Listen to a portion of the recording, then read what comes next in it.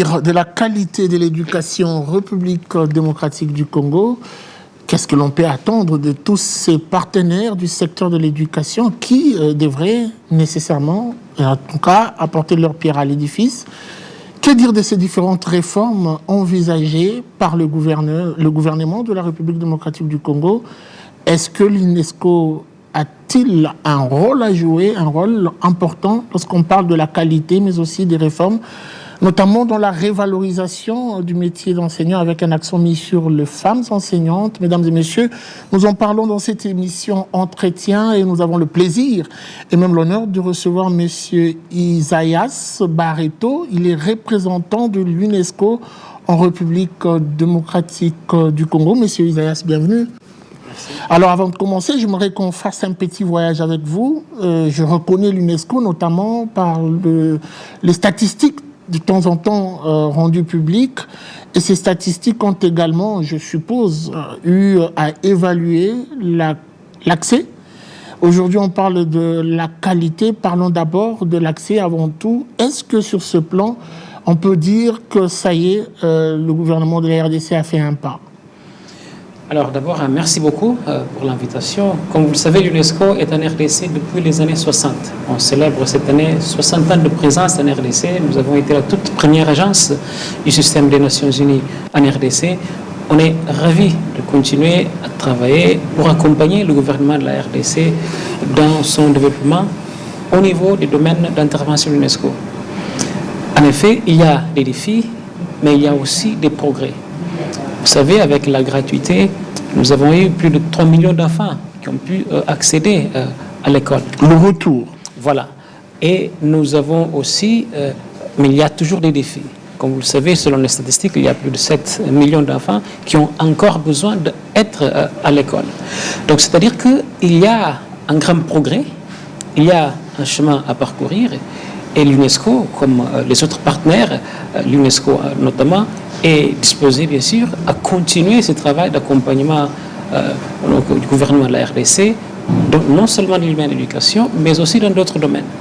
C'est ça ce que nous avons fait pendant ces 60 ans de présence en RDC, et nous allons poursuivre ce travail, mais toujours en prenant en compte que notre priorité dans nos domaines d'intervention, c'est la priorité du gouvernement. C'est-à-dire, nous alignons toujours à la stratégie du gouvernement pour le développement de la RDC dans nos domaines d'intervention.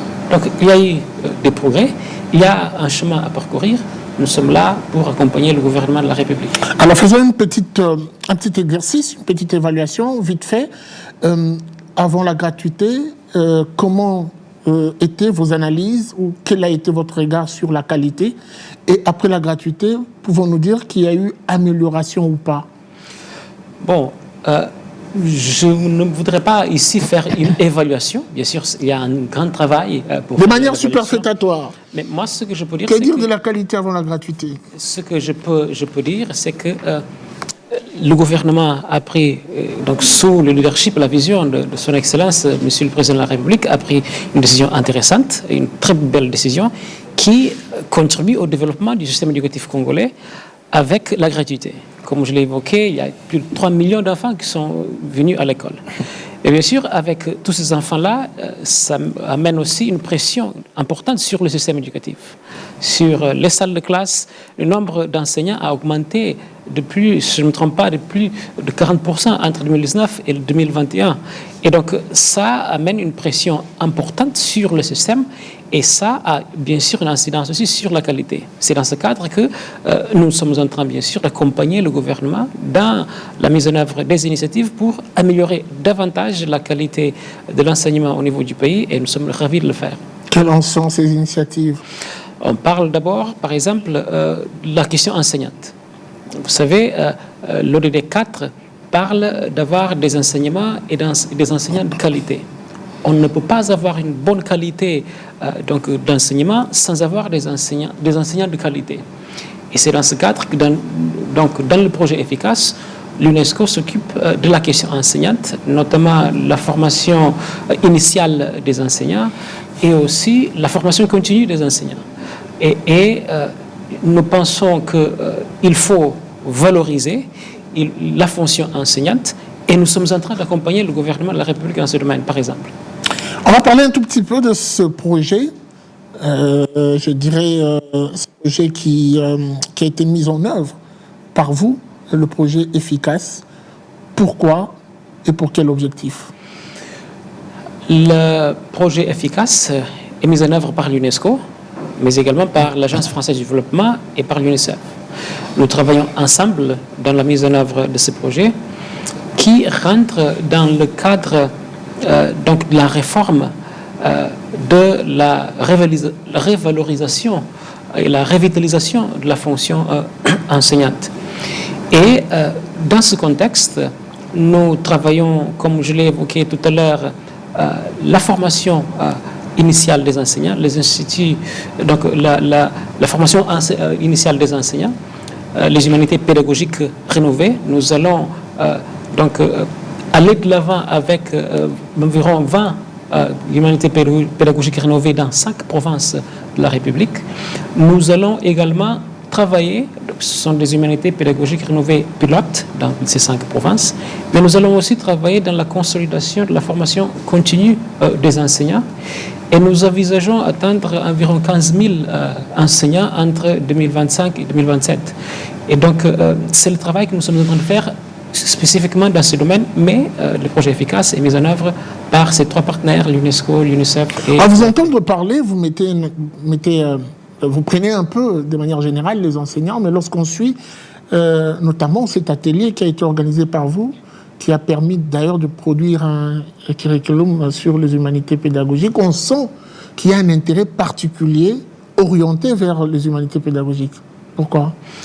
Vous savez, on parle pour améliorer la qualité de la formation, donc de l'enseignement.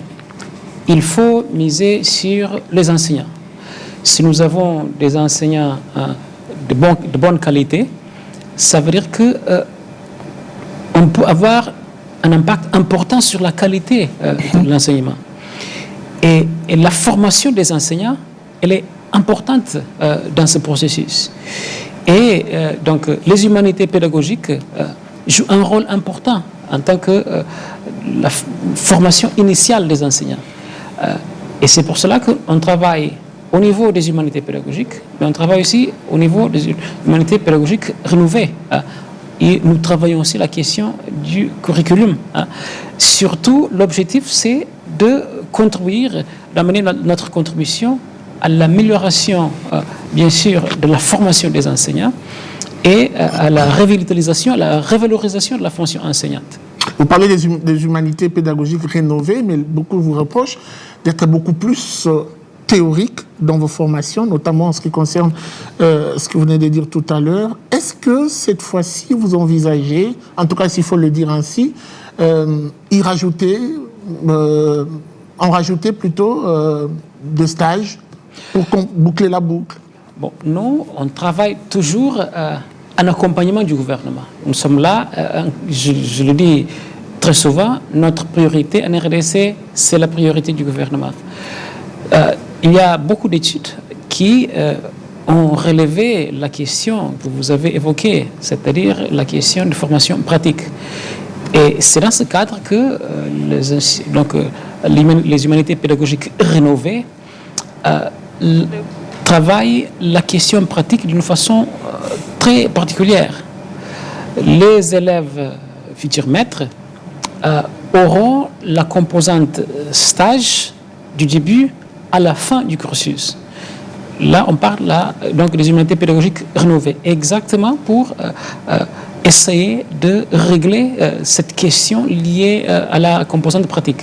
Aujourd'hui, beaucoup, en tout cas je m'en voudrais si je vous pose pas cette question, orientent les regards beaucoup plus vers l'intelligence artificielle et même dans la facilitation de la préparation de la matière, on en parle.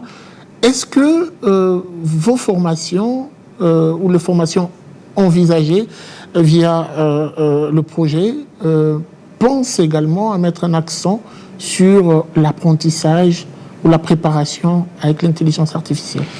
Bon, d'abord, il s'agit des formations du gouvernement de la République démocratique du Congo avec le soutien de l'UNESCO. Vous en avez quand même une responsabilité, on doit le dire. Oui, bien sûr. on accompagne le gouvernement de la RDC dans ce processus et on est ravis de le faire. Mais vous avez raison, aujourd'hui, le numérique est partout. Notre façon de travailler, notre façon de parler, d'échanger avec les autres, la façon dont nos enfants jouent à la maison, le numérique est partout.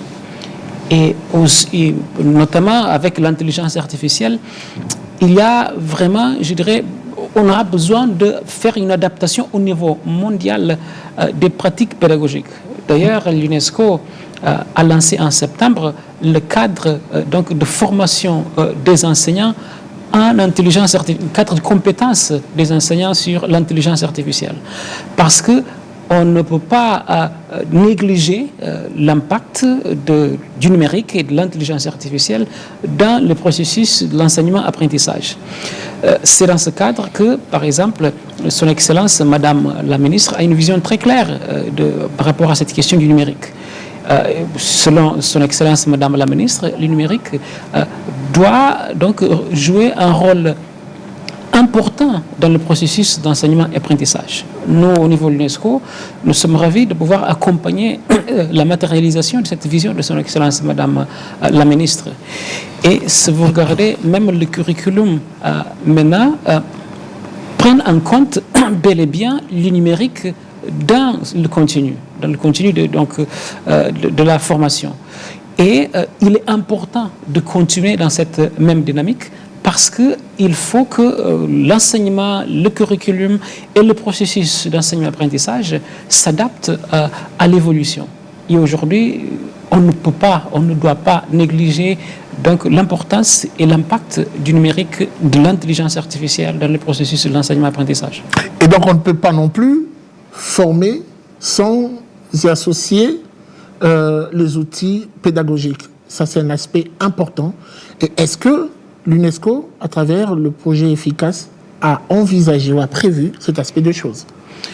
Alors, vous savez, nous avons prévu, par exemple, créer une banque de ressources pour accompagner, bien sûr, les élèves futurs maîtres dans donc, leur formation et même après leur formation. Nous avons également prévu un programme pour imprimer les manuels. Et donc, c'est-à-dire que pour avoir une bonne formation, il faut avoir des ressources. Et la banque des ressources et donc le mécanisme d'impression des manuels peuvent jouer un rôle important dans ce processus et c'est pour cela qu'on est engagé à mettre en œuvre ces deux aspects importants pour que les élèves futurs puissent avoir accès aux ressources. Alors, une question qui me passe à l'esprit tout de suite, Monsieur Isaias, est-ce que vous avez fait corroborer votre champ d'action ou votre zone d'intervention à la stratégie mise en place par le gouvernement? Je ne parle pas de la stratégie sectorielle, je parle plutôt du plan quinquennal. Alors, comme je l'ai dit précédemment, nous, on s'aligne à la stratégie du gouvernement. On est là en accompagnement au gouvernement. Pour nous, la priorité, c'est la priorité du gouvernement. Bien sûr, on s'aligne non seulement à la stratégie au plan général du gouvernement, mais bien sûr aussi au plan, donc à la stratégie, à la vision de Son Excellence, Madame la Ministre. Vous êtes beaucoup plus attaché à la stratégie sectorielle qu'au plan d'action. La stratégie sectorielle... Parce qu'au-delà de la stratégie sectorielle, il y a un plan d'action que chaque ministre met en place, qui ressort même les différentes priorités de la vision, soit du gouvernement, soit de la ministre. Et pour cette fois-ci, on parle du plan quinquennal. Vous êtes resté, comme les gens vous le reprochent très souvent, attaché dans ce mariage avec la stratégie sectorielle, où vous avez quand même aménager certaines choses en fonction du plan quinquennal. Bon, moi, je n'ai jamais entendu ces reproches. C'est la première fois que j'entends parler de ces reproches. Vous avez quelqu'un qui vous le dit en face. Alors, bon, c'est votre avis, mais je ne partage pas cet avis. Moi, ce que je peux dire au nom de l'UNESCO, c'est que nous, on est là pour accompagner la stratégie du gouvernement, la vision de la ministre et le plan de Son Excellence, Madame la Ministre. Et c'est ça ce qu'on fait. Et donc, on ne peut pas travailler autrement parce que nous sommes en RDC. L'équipe de l'UNESCO toute l'équipe, tous les membres de l'équipe de l'UNESCO sont là pour accompagner le gouvernement selon les priorités du gouvernement. C'est ça ce qu'on fait. Alors, il y a quand même une impatience au niveau des enseignants. Plusieurs fois, je vais parler du gouvernement qui a promis, mais aussi, j'aimerais ressortir ici, c'est en collaboration avec les différents projets, la création ou l'implantation ou la création d'un institut de formation de métiers d'enseignants. Est-ce que dans votre stratégie, vous envisagez également accompagner cet aspect de choses? Si oui, en faisant quoi exactement? Oui, bien sûr. Vous voyez, le travail que nous sommes en train de faire avec les humanités pédagogiques rénovées est une contribution déjà donc à la création des instituts de formation au métier d'enseignant. Parce que, comme vous le savez, il y a les humanités pédagogiques et maintenant on travaille avec la création, donc la mise en œuvre de 20 instituts, donc de 20 humanités pédagogiques rénovées dans 5 provinces du pays. Lesquelles sont des expériences pilotes. Alors là, le contenu de la formation, le pilotage, les statistiques, etc., sont importants pour la création des IFME en général. Et donc, c'est déjà une contribution importante dans ce processus. Et c'est là où nous sommes en ce moment en train de travailler. Mais bien sûr, comme je l'ai dit, dans le cadre du projet... C'est pas un projet d'aujourd'hui, ça date quand même de plusieurs années. Qu'est-ce qui bloque? Quoi Justement, ces instituts de formation de... Bon, alors, il y a deux aspects. Vous avez posé la question sur notre contribution. Hein. Notre contribution, bien sûr, c'est lié, par exemple, aux humanités pédagogiques rénovées où le contenu de la formation, le travail qu'on fait sera certainement donc, important pour la création de ces instituts au niveau du contenu de la formation, etc. Mais dans le cadre du projet Efficace, on travaille aussi avec d'autres partenaires qui jouent un rôle important, même en ce qui concerne les infrastructures et les autres aspects donc, de la création des instituts de formation au métier d'enseignant. Vous parlez des défis, oui, il y a toujours beaucoup de défis et c'est pour cela que nous sommes là, les partenaires, pour accompagner la RDC à relever ces défis qui existent. Qu'est-ce qui est mis en place et qu'est-ce qui est mis en avant-plan par le projet Efficace pour impacter la qualité de l'éducation, puisque c'est le discours actuel? Alors, vous savez, on ne peut pas avoir un enseignement de qualité sans avoir des enseignants de qualité. D'abord, si vous regardez ce que vise l'ODD 4, l'ODD 4 parle spécifiquement avoir des enseignements et des enseignants de qualité. Quand vous avez des enseignants de qualité, cela a un impact important sur la qualité de l'enseignement et sur le succès des élèves. Et donc, le projet Efficace, en travaillant par exemple la question enseignante, en revalorisant la fonction enseignante, amène une contribution importante à l'amélioration de la qualité de l'enseignement en République démocratique du Congo. Très bien. Alors, avant qu'on se quitte, j'ai encore une petite question entre les lignes. Vous parlez de cette qualité, vous parlez de votre apport pour améliorer un tout petit peu les choses. L'enseignant aujourd'hui en République démocratique du Congo, on doit le dire, n'est pas très habitué, ne s'est pas très acclimaté avec le numérique.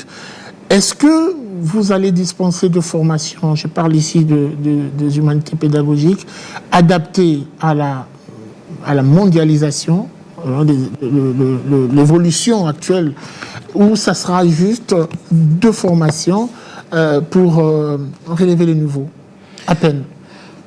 L'objectif, ce que nous voulons faire, c'est aider à mettre en œuvre la vision de son Excellence et de Madame la Ministre. Elle est très claire. Et, encore une fois, nous essayons toujours d'accompagner la vision stratégique du gouvernement. Et la vision de la Ministre, elle est claire. Le numérique doit jouer un rôle important dans le processus d'enseignement-apprentissage. Et nous travaillons la question du curriculum. Et le curriculum prend en compte la question du numérique. C'est vraiment important. Et ça, a un lien direct avec la vision de son Excellence, Madame la Ministre, et ça aussi a un lien direct avec la dynamique d'aujourd'hui. On ne peut pas envisager une bonne qualité de l'éducation si on néglige complètement le numérique. Et surtout avec l'intelligence artificielle, par exemple, nous pouvons avoir même les élèves qui utilisent les systèmes l'IA dans la salle de classe pour faire le travail, etc. En y associant le numérique, est-ce que vous prenez conscience des défis qui vous attendent? Parlons en regardant droit dans les yeux les différentes provinces ou les réalités de province. Comment vous allez faire? Bon, encore une fois, nous allons travailler avec le gouvernement. C'est pas l'UNESCO seulement, c'est l'UNESCO en accompagnement du gouvernement. Ouais. Alors, notre travail, quand nous essayons d'accompagner le gouvernement, c'est toujours en prenant en compte le contexte local. Hein. On ne peut pas négliger le contexte local. Le taux de pénétration de l'Internet en RDC n'est pas un taux élevé. Au niveau de l'Afrique, c'est environ 44-45%. Et au niveau de la RDC, ça fait quelque temps, si je ne me trompe pas, moins de 20%. Et donc, selon les statistiques de l'année passée. Alors, ça veut dire qu'il y a vraiment un défi. Il y a un défi de qualité, et surtout, il y a des zones aussi reculées. Et ça, on comprend un peu parce que la RDC est un pays de la taille de l'Europe de l'Ouest. Et donc, ce n'est pas facile d'amener la connectivité partout.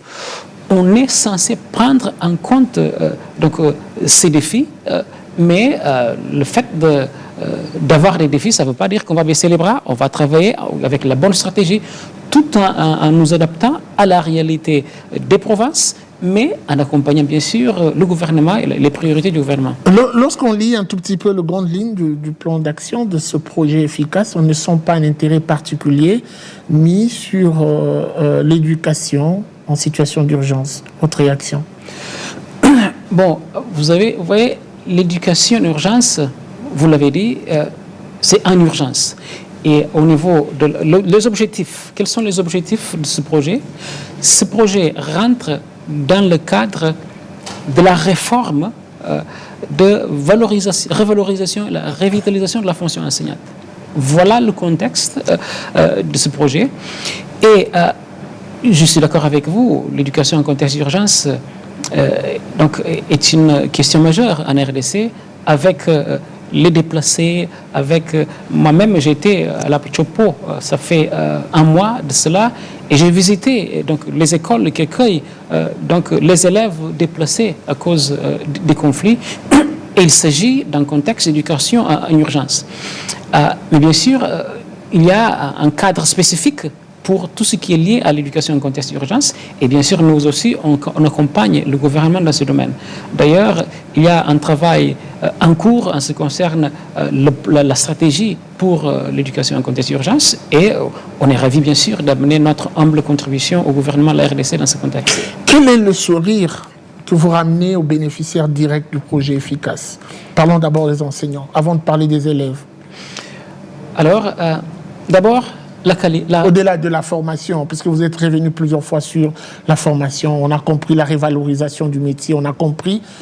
Au-delà de ça, les enseignants attendent plus. Oui, alors, il y a beaucoup de choses à faire. Nous sommes ravis de pouvoir apporter notre contribution au gouvernement, mais nous sommes conscients que la formation ne va pas régler tous les problèmes. Il y a beaucoup de défis. Nous sommes ravis, bien sûr, de continuer les échanges avec le gouvernement, d'apporter notre contribution. Mais vous voyez, quand vous avez des enseignants bien formés, c'est déjà un pas important, d'abord pour la valorisation de la fonction enseignante, et c'est le volet où nous sommes en train de travailler maintenant. Mais il y a d'autres éléments, bien sûr. Il y a des éléments liés au salaire, au nombre d'élèves dans la salle de classe, etc. Mais il faut commencer. C'est là où nous sommes en train de travailler. On travaille maintenant la question de la formation, de la révalorisation, mais on est bien sûr ouvert à continuer de travailler avec le gouvernement pour essayer de trouver des solutions pour les autres problèmes aussi. J'aimerais qu'on parle un tout petit peu du taux de perdition qui s'observe aujourd'hui. Je suis sûr que l'UNESCO est également ancrée dans la lutte contre tout ce qui favorise qui impacte, qui défavorise l'assainissement plutôt du milieu scolaire en République démocratique du Congo. Alors il y a eu une plateforme, un dispositif mis en place par le gouvernement, on parle d'Allo École, pour essayer de redonner un peu le goût aux élèves de rentrer à l'école. Ça c'est une chose, mais au niveau de l'UNESCO, qu'est-ce que vous faites pour contribuer à cet assainissement du milieu scolaire? Alors, vous voyez, nous avons un programme important au niveau de l'UNESCO, c'est un programme de l'éducation à l'environnement. Et donc, c'est un programme qu'on mène pour exactement sensibiliser les uns et les autres sur cette question importante. Nous avons fait une mission, ça fait quelques semaines, au niveau de la réserve biosphère de Luki, où nous avons eu l'occasion d'échanger vraiment avec les élèves sur cette question. Nous avons également notre projet important au niveau de la réserve biosphère de Yangambi. La réserve biosphère Yangambi, comme vous le savez, c'est la toute première réserve biosphère de l'UNESCO créée en Afrique en 1976. Et nous menons également donc, des campagnes de sensibilisation sur les questions environnementales.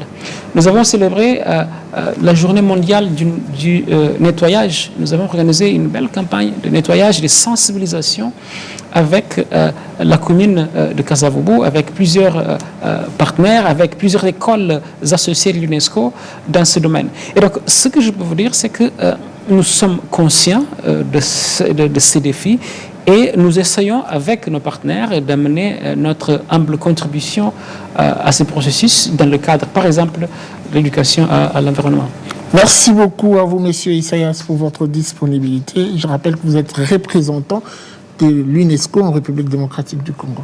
Merci beaucoup, ce fut un plaisir. Merci à vous de nous avoir suivis. C'est donc la fin de cette émission Entretien. La suite, c'est sans doute au prochain numéro avec le même plaisir. Au revoir et à très vite.